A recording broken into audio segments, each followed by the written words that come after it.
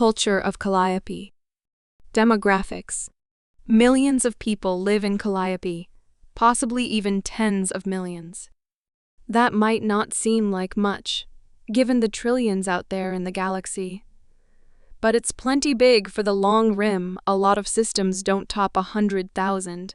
And like the rest of the long rim, there are people here from everywhere. People come to Calliope from all walks of life and from every conceivable place. Former metropolitans from Cradle and Taw, ex-colonists from the Dawn Line shore, and refugees from Boundary Garden.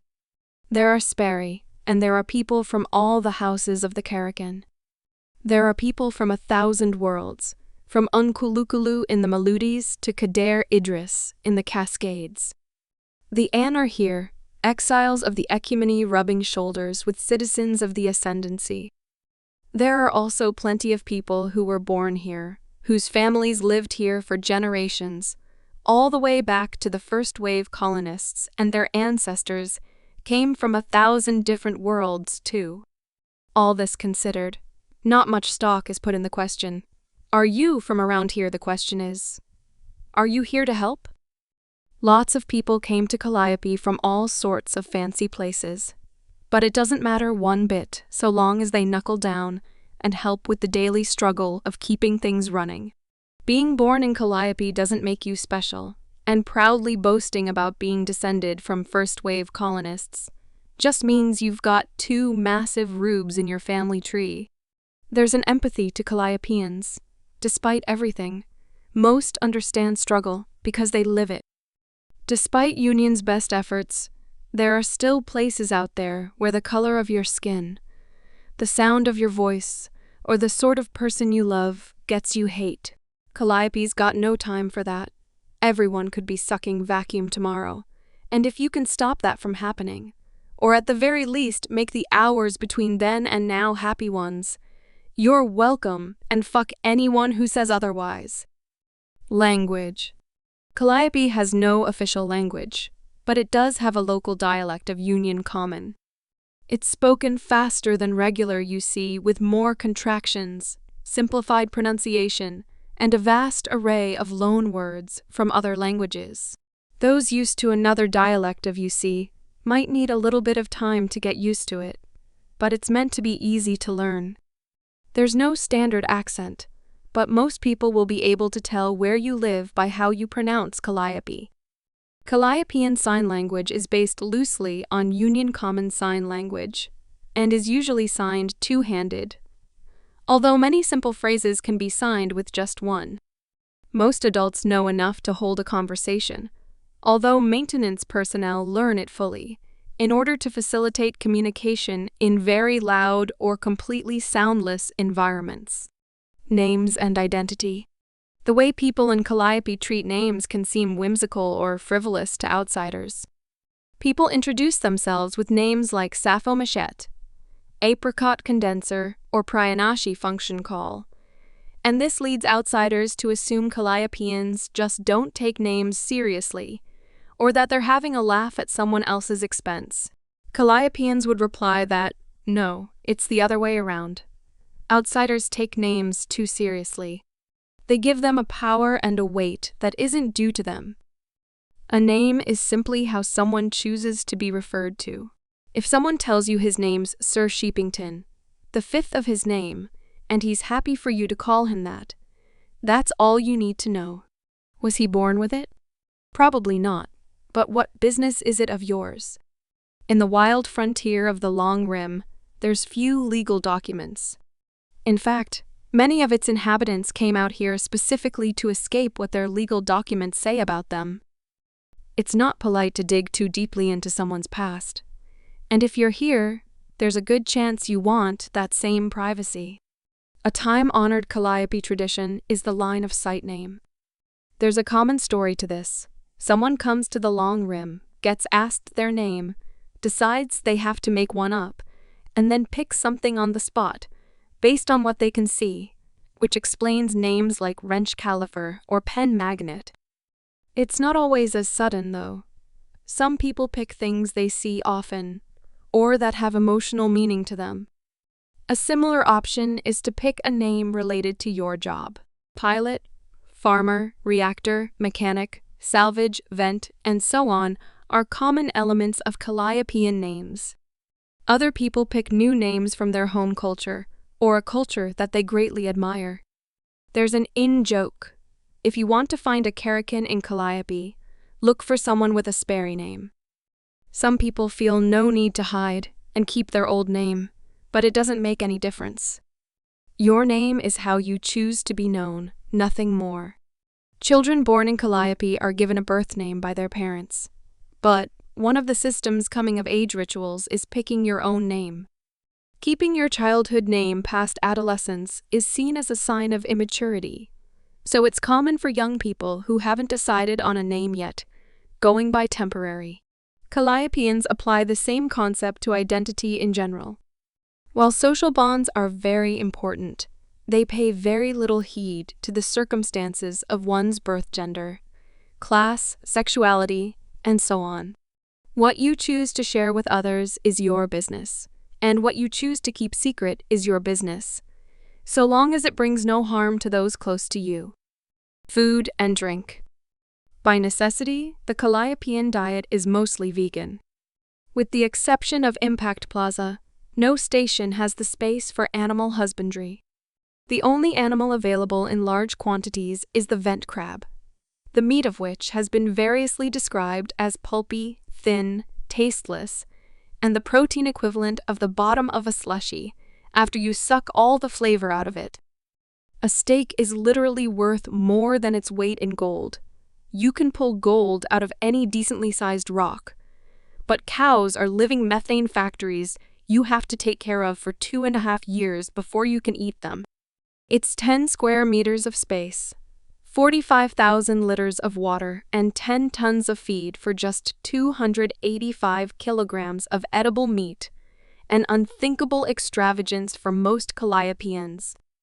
While vat-grown clone meat is significantly cheaper in terms of both space and resources, it requires a lot of specialized equipment and expertise, which means it's still a luxury good.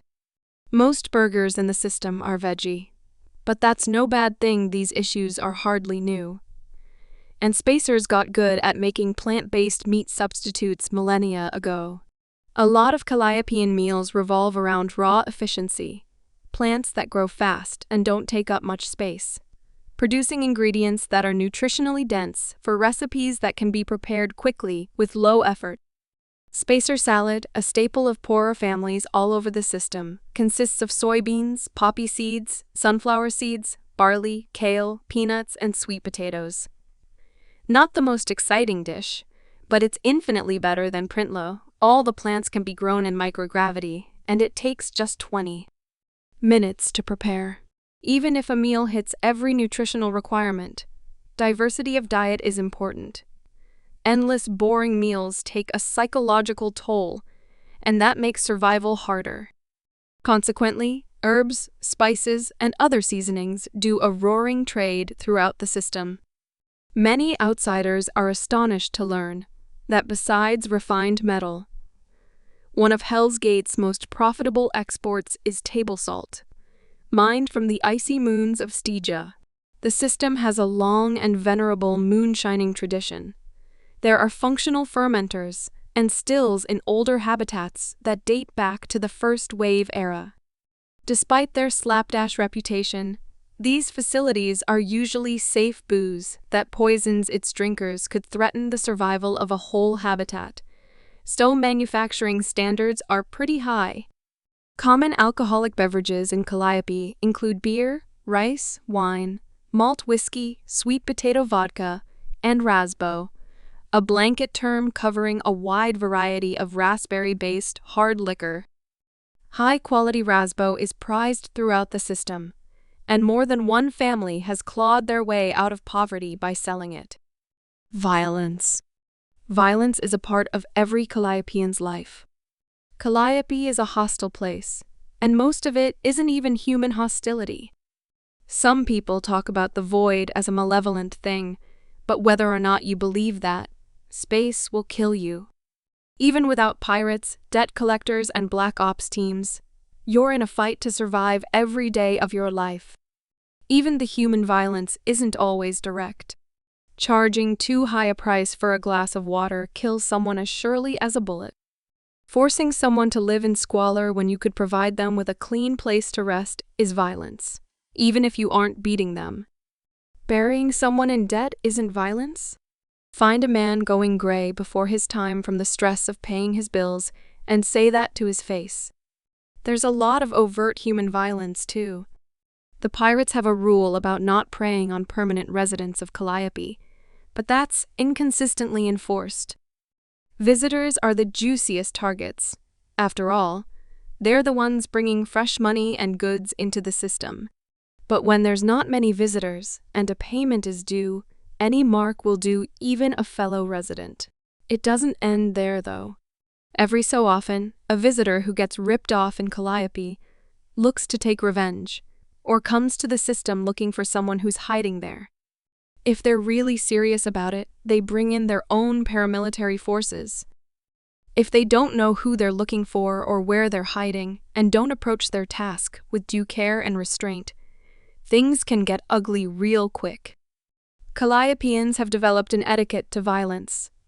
In fact, possibly the only true test of whether a person is from Calliope is whether they follow it.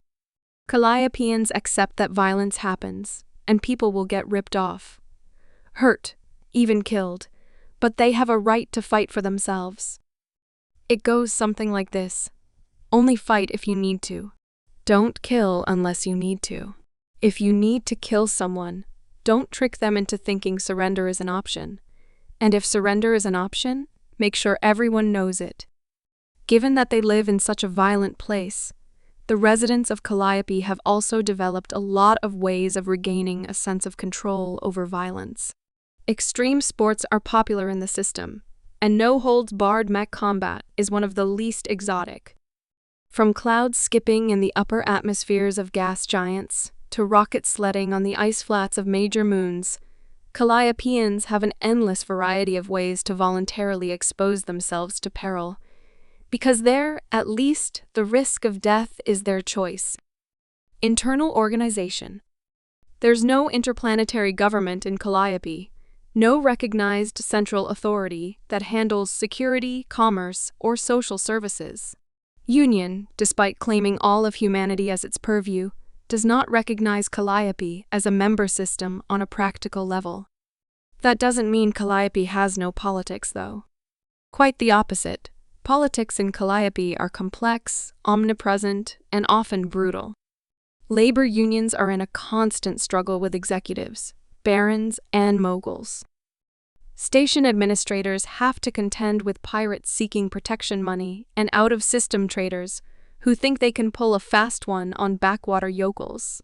It also doesn't help that, due to its bizarre history, the organizational structure of Calliope is a nightmarish, labyrinthine mess. The vast majority of Calliope has abandoned the emergency councils instituted during the First and Second Wave eras, which exercised near total control over their civilian populations.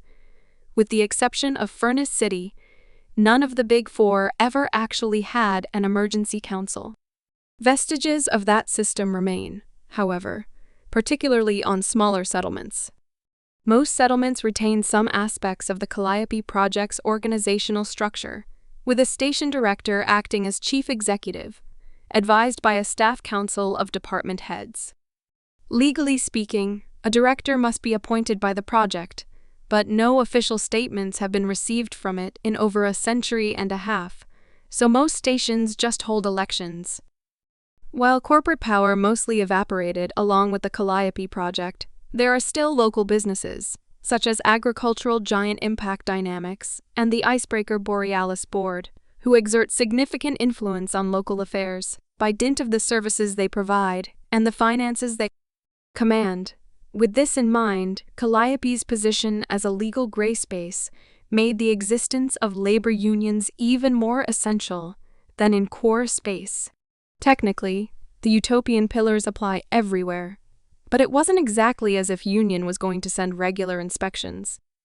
This led to a common adage in Calliope: if Union won't do it, the unions will.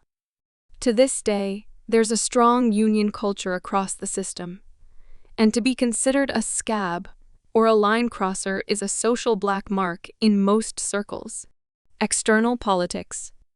With respect to unions' political coalitions, the new Solidarity Coalition is the most heavily invested in Calliope. In fact, Calliope is one of the NSC's most popular examples of union shortcomings in the fight for human dignity. For its more activist members, this means traveling out and helping the desperate. Unfortunately, there are also no shortage of armchair pundits content to talk about it in their omnicasts from the comfort of a core world, fundraise for their own causes, and do little else. The Horizon Collective has a strong presence in the system too, both in collaboration with the NSC and on their own initiative. They differ from the NSC mostly in that Calliopeans see the NSC as a group of sometimes helpful outsiders, while local members of Horizon tend to be seen as Calliopeans who just have a thing. The Verdant social arc maintains a modest outreach, occasionally collaborating with the NSC on the system's issues, if they're good PR. But in truth, the arc has more important things to worry about. Calliope is a backwater that doesn't even vote in union elections.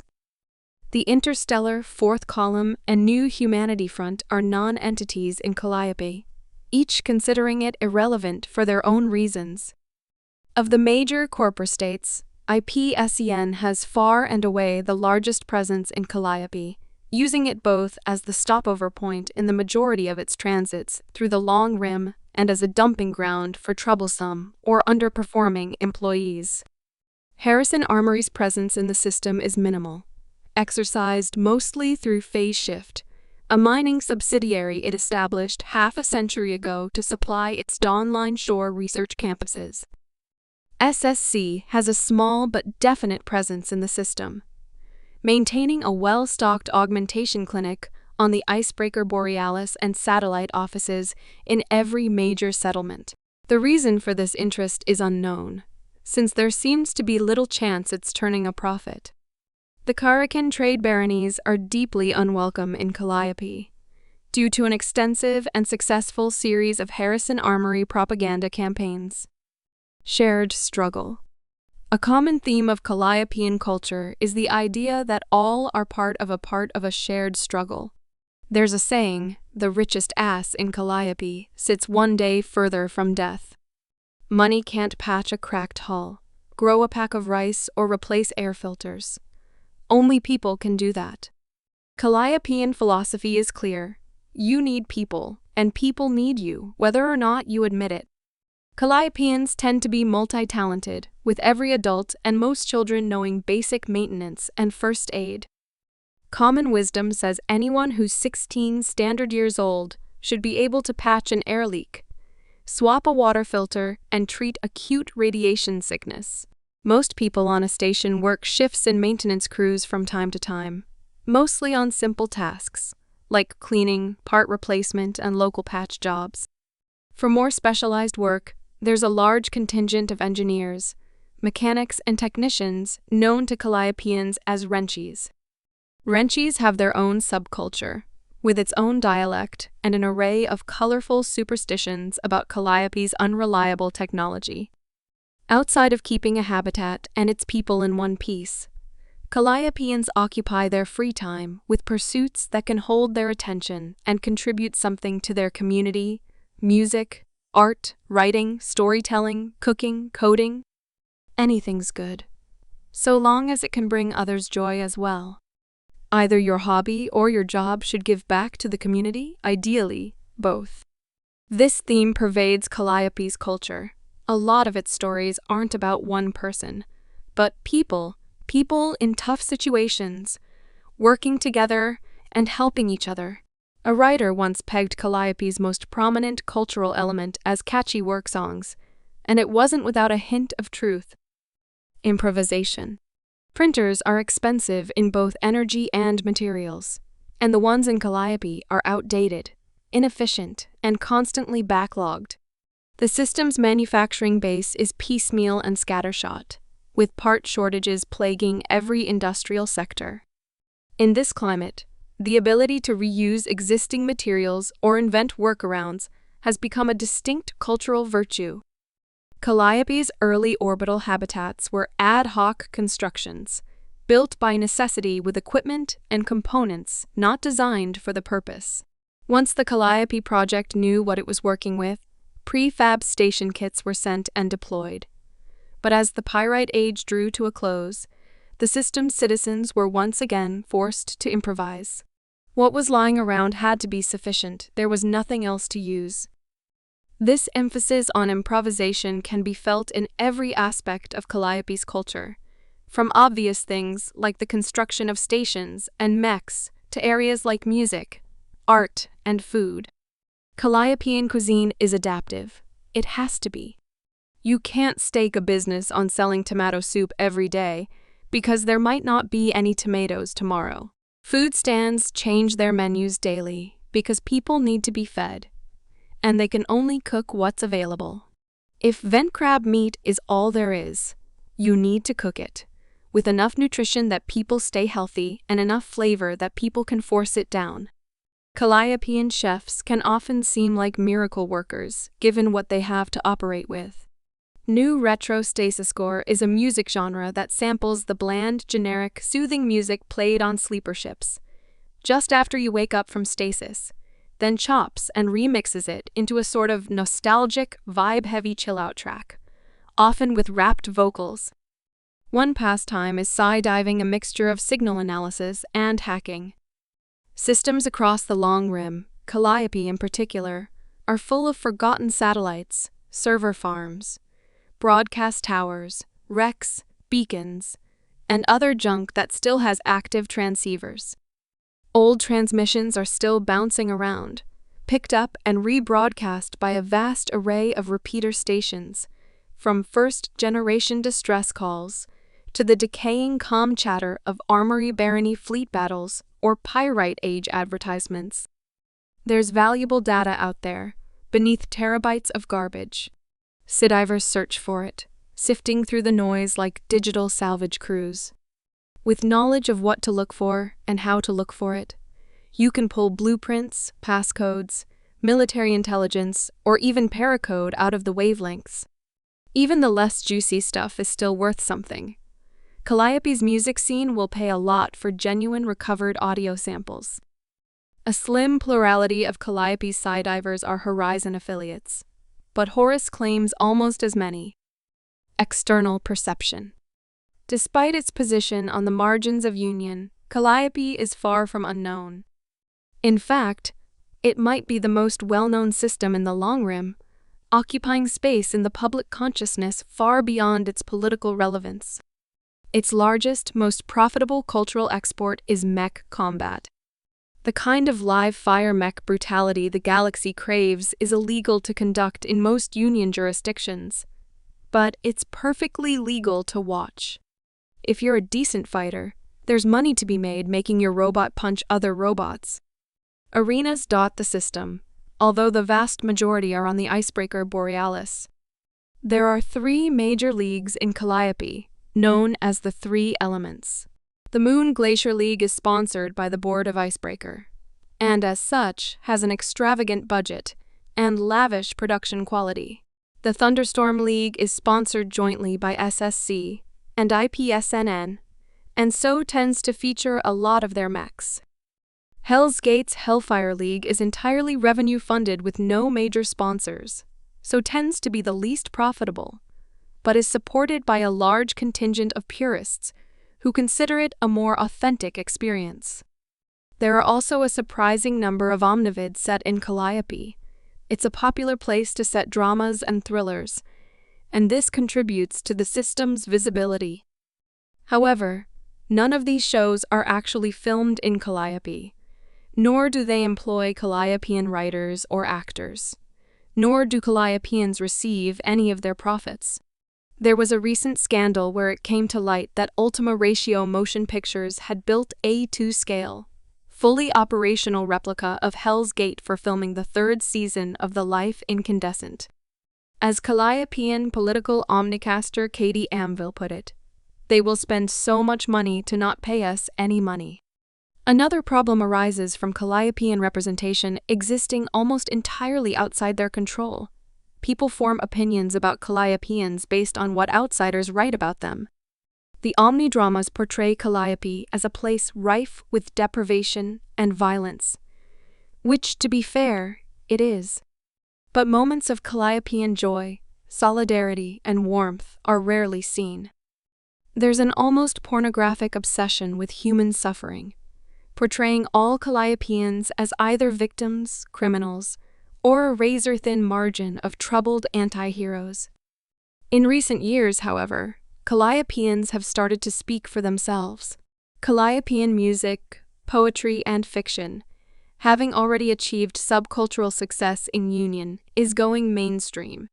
The explosive popularity of Calliopean omnicasts, such as Katie Anvil's Oh, and by the way, and Ipswich de Lacy's Live from the Long Rim, has inspired other omnicasters throughout the system.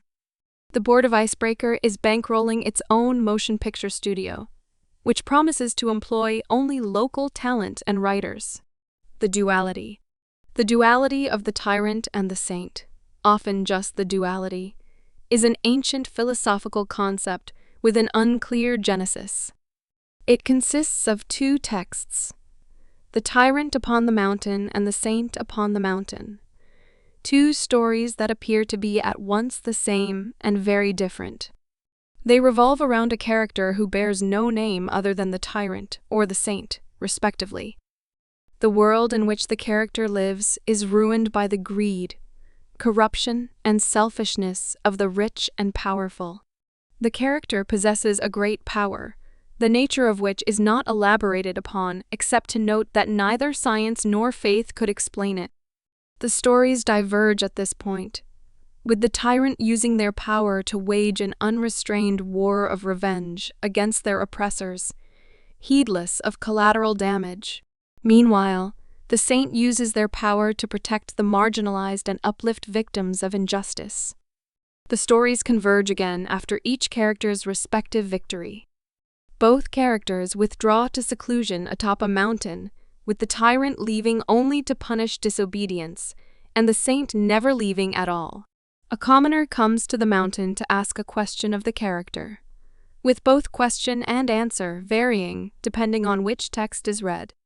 The commoner asks the tyrant why, coming from a world of suffering and pain, they didn't use their great power to heal it, instead of brutalizing it further. The tyrant answers that they cannot trust the world to be a better place. It had the opportunity to change for itself, and it didn't. The only world the tyrant can imagine is a world that bows down before someone, and that someone might as well be the tyrant.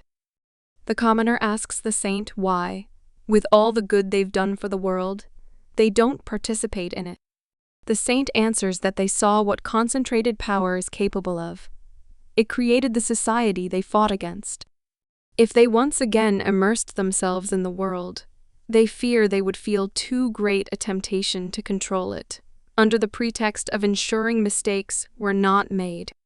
At some point, the saint insists they must trust in others. Both stories end with the commoner leaving the mountain changed, the implication being that either the tyrant or that saint's power has transferred to them. Where exactly the duality comes from is a subject of massive scholarly debate. It recurs in so many distinct and physically distant cultures that its origin must be pre-fall. But there's no text in the massive vaults that closely matches it. Efforts to find or reconstruct an original version have failed. A popular fringe theory is that it's a convergent meme, an idea so fundamental that many societies will develop it independently over a long enough timescale. This isn't as strange as it sounds. After all, the stories discuss fairly common human experiences. The tyrant is a story about abuse creating abusers. The saint is a story about planting trees whose shade you'll never sit in. Both are stories about the fear of power changing the people who wield it. The duality has also been derided by critics as one of the most damaging concepts in academic philosophy, given that it suggests that the only two paths for a revolutionary once the revolution is over are becoming something worse or turning into an embittered loner. It's often used as a straw man for arguments against dualism in general.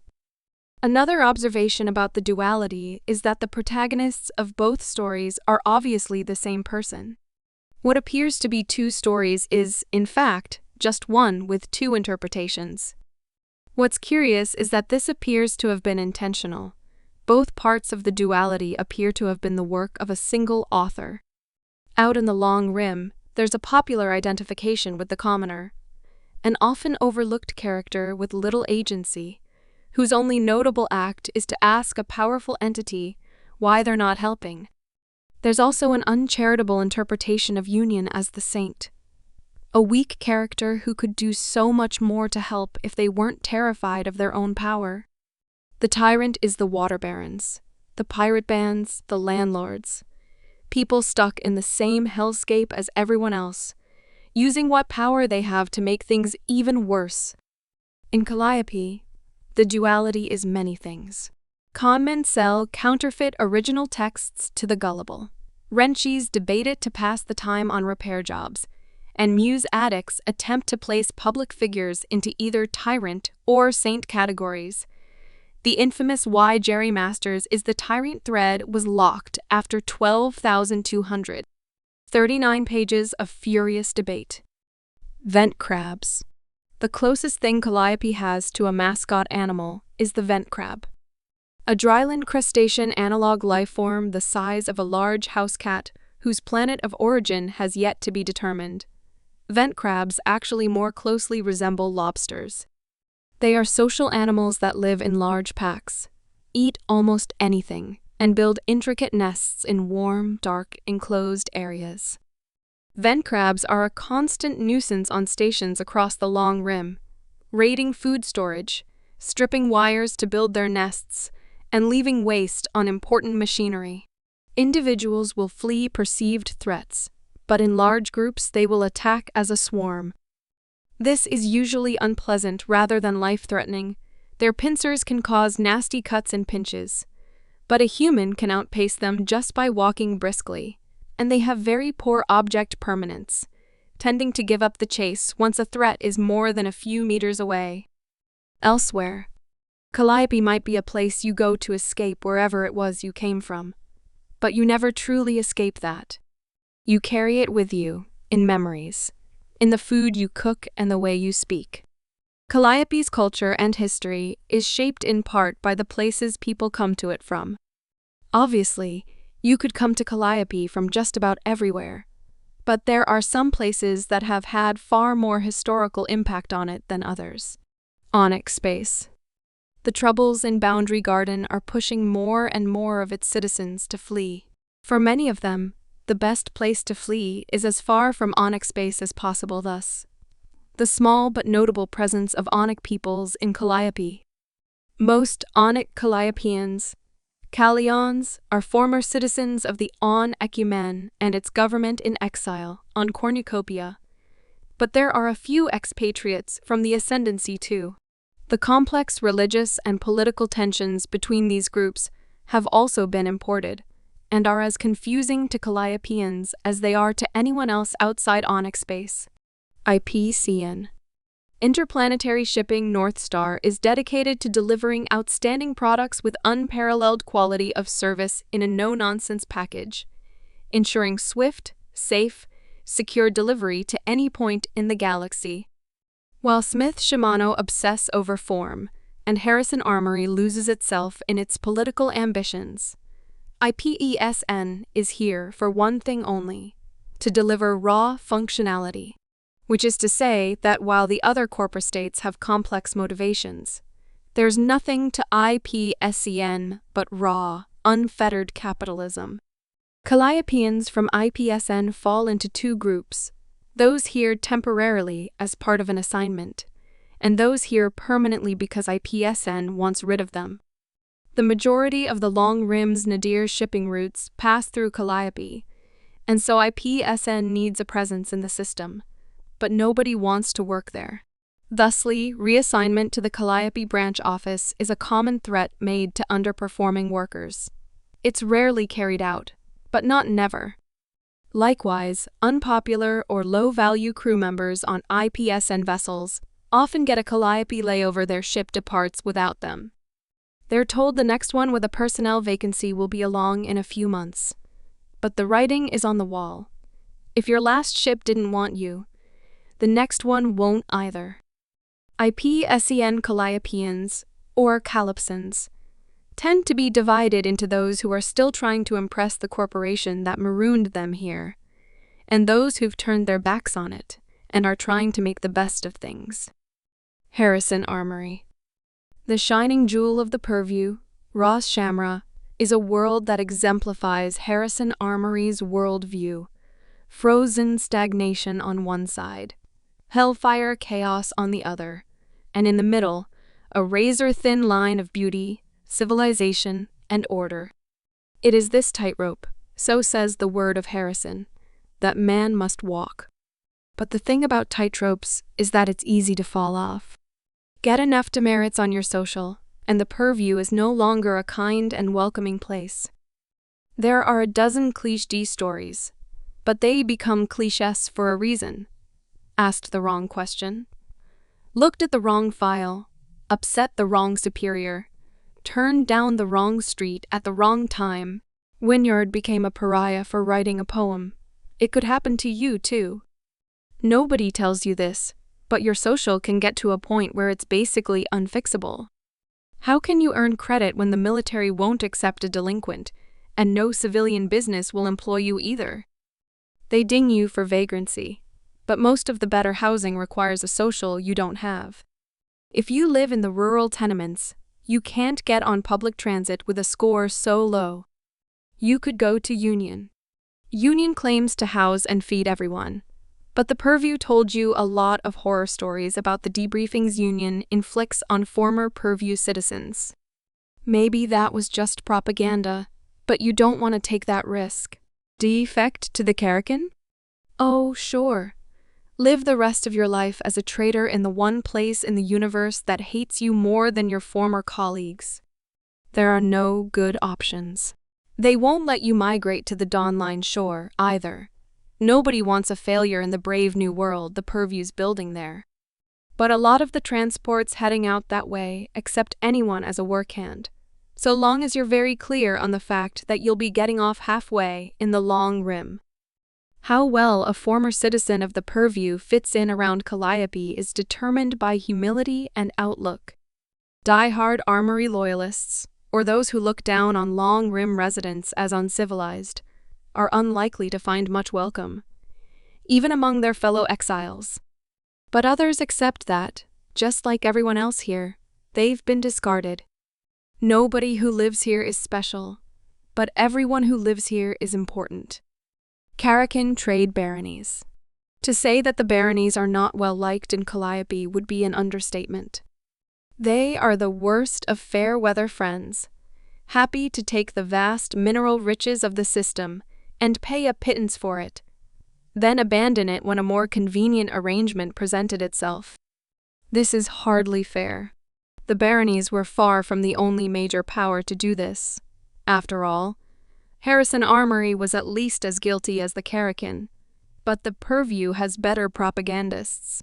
The Armory's part in the terrible hardships of the Void Age couldn't be erased, but it could be downplayed, especially if their hated rivals could serve as a scapegoat. Karrakin living in Calliope, Karrakin, have to be wary of their conduct. Calliopeans are, by and large, sensible enough to separate people from their government. But they aren't perfect, and if someone is perceived to be flaunting their Baronic loyalties too freely, they're liable to find themselves ostracized. It doesn't help that the meaning of flaunting Baronic loyalties too freely isn't particularly well defined. In practice, what it most often means is nobility. For Calliopeans, who already dislike the idea that the circumstances of your birth dictate anything about you, nobility is a source of contempt. Someone thinks that they're better than us, just because of who their parents were? Where the hell do they get off? There's this stereotype of the pampered Karrakin brat who comes to Calliope for the thrill of slumming it. They flaunt their wealth, patronize all the locals, and then go back to Karrakin or Isfasalar and tell all their high society acquaintances how wretched and primitive life in the long rim is. It doesn't actually happen that often, but often enough to explain why tourist is an insult. So why might a Karrakin noble want to live here? Well, counterintuitively, that very prejudice makes it a great place to hide. If you can keep your head down, but those hunting you can't, they'll have to deal with locals who are hostile to them, but not to you. Of the great houses, the houses of Stone, Dust, and Petitioner Promise are the most well represented, simply by dint of proximity to the Dawnline shore. Of that cohort, the majority are Dust refugees fleeing the nanite consumption of Dust's homeworld. There's also a large contingent from the House of Glass, who went into exile after the fall of Creighton. Nestor. Nestor is a diasporan planet in the Himalaya line. It was host to a reasonably advanced capitalist civilization that had been in the early stages of exploring its star system when a Union recontact team found them, approximately 6 decades ago. The culture shock of meeting a vast interstellar society of fellow humans living in post-scarcity was immense. It caused a sea change in the planet's politics, culminating in the rise of the Forefront, a militantly xenophobic fascist movement. Over the following decade, the Forefront seized control of one of the world's most powerful governments, then used its military and foreign intelligence services to undertake subsequent regime changes across the planet. While the stated aim of the Forefront was to safeguard against meddling by Union, it was really to protect the supremacy of the current order. Eventually, the Forefront became so violent and draconian that a coalition of citizens appealed directly to Union for aid, citing multiple atrocities and violations of the utopian pillars. After 2 years of debate, the Central Committee consented to direct intervention. However, when the Union detachment arrived, they discovered the situation had devolved significantly. Traveling to Nestor had taken almost a decade, during which the Forefront had used the treasonous actions of the coalition as a pretext to suspend human rights in more than a dozen of its occupied territories. Complicating matters further, the Albatross had arrived 6 years previously, but found themselves drastically outnumbered. Several platoons were captured, allowing the Forefront to reverse engineer cold cores and chassis technology from captured Albatross equipment, eventually developing its own mechs. The Union detachment was forced into a tense guerrilla war, vastly outnumbered by a force which was much closer to technological parity than they were prepared for. The Nestor intervention lasted nearly 5 years. Union won, of course. The Forefront had never really stood a chance. But for many Nestorians, it hadn't looked much like a humanitarian intervention. At best, it had been a troubled attempt to help. At worst, devils had come to their world and iron giants, and torn it to pieces. Throughout the intervention, many Nestorians tried to escape both the Forefront and Union, fleeing to the Long Rim. Calliope, being a well-known stopover with the Rim's only planetary settlement, was a popular choice. The estimated number of first-generation Nestorian refugees in Calliope is thought to be at least 200,000. Possibly as high as 1 million. A lot of Nestorians are still coming to terms with modern technology. They come from a world where the internet was a recent invention and commercial air travel is less than a century old. Mechs were an alien terror on their world. Near-light travel and AI were science fiction. Cold fusion was the domain of quacks. Paracausality had never even been heard of. It's a strange new world, and sometimes a terrifying one too. Smith-Shimano Corpro. There's a riddle, 3 centuries old. Why is SSC so interested in Calliope? At first glance, it seems like a contradiction. SSC isn't interested in Calliope. It ditched its stake in the system during the second wave, like every other big corpro, and most of its subsidiaries don't operate anywhere in the Long Rim. In fact, of all the various unpleasant corporate influences Calliope has to deal with, SESC is least prominent among them. So why do they maintain a branch office here at all? Why are so many of its products available in Calliope, at great cost to the corporation, when almost nobody here is rich enough to buy them? Why does it co-fund an entire mech fighting league with IPS-N? There's got to be some reason SSC is hanging around. If confronted with this evidence, most Calliopeans will shrug, remark that it's probably just their usual weird eugenics shit, and get on with their day. They've got bigger things to worry about. Calliopeans from the constellation, or Connies, are a small but notable group, easily distinguishable from their peers in that they seem to be a lot wealthier than others, whether in money or material goods. Times passed. There's a dark joke told across Union. You can time travel, but only into a future without you. The near-light drive and the pause tank have achieved a nightmare science fiction authors speculated on for centuries. A world where twins age differently, where grandparents live to see their elderly grandchildren die, and where, if you travel long enough, you outlive your own memory. The temporally displaced, pastors, relics, can quite literally come from anywhere, even places that no longer exist. There are still a few people from First Com kicking around out there. Sec Com is only 450 light-years away. There's a slowly shrinking band of space from which ships could have set off before the previous regime's fall, and arrive in Calliope today. To them, Sec Com was only decades ago, and if they used pause tanks, it was basically yesterday. Despite its many flaws, Calliope is a pretty good home for the displaced. It's full of people who don't fit in anywhere else. It's always a little bit behind the times in technology and culture, so being old-fashioned isn't a barrier to acceptance. Heck, most people won't be able to tell the difference between a person affecting old-timey mannerisms as a disguise and someone who just speaks like that naturally.